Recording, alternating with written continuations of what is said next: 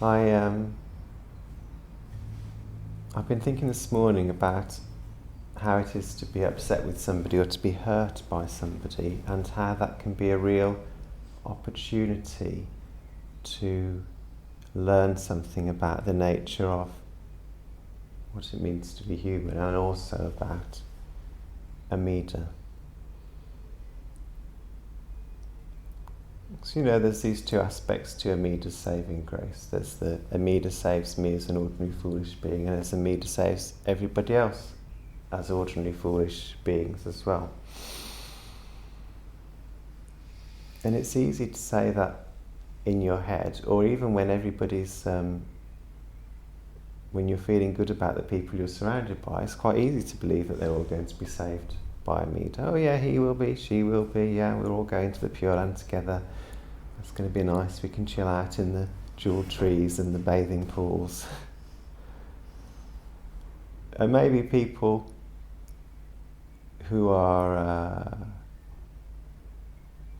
more unskillful, more full of hate, more full of greed, but you don't really know them so well, you can sort of get a sense, oh yeah, I can work out Amida's going to take those to the Pure Land as well, because as long as they are able to hear the Nembutsu with some faith, he'll appear, that faith will flourish and it'll take them to the Pure Land. Fine, that makes sense. I can feel compassionate towards,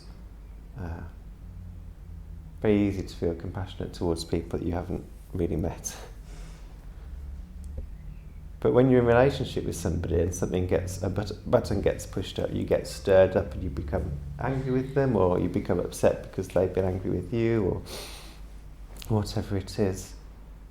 Much harder then to think, yeah, that person's going to the Pure Land as well, or Amida is available to save that person as much as Amida is available to save me.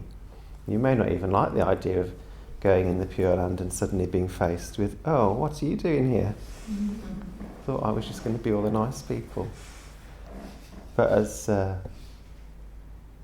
was it Shinran who said, if good people go to the Pure Land, how much more so evil beings?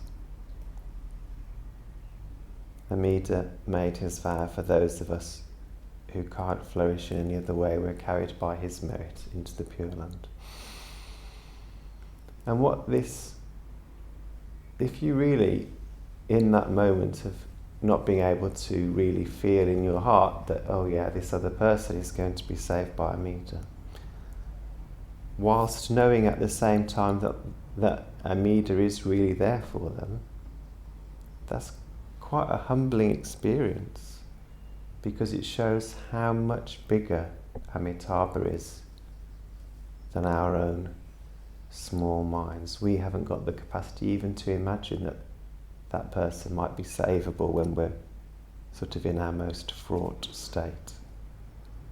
And yet Amitabha is holding his hand out to them as much as he is holding his hand out, or her hand out, to us.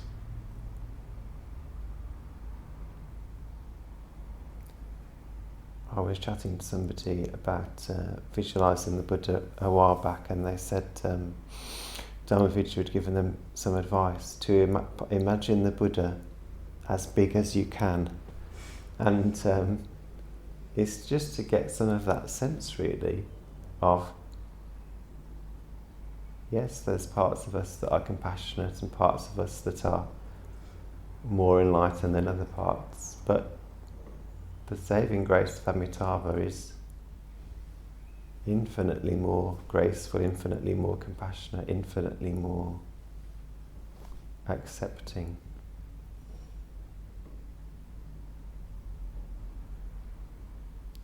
And that's a very humbling and a very liberating realization.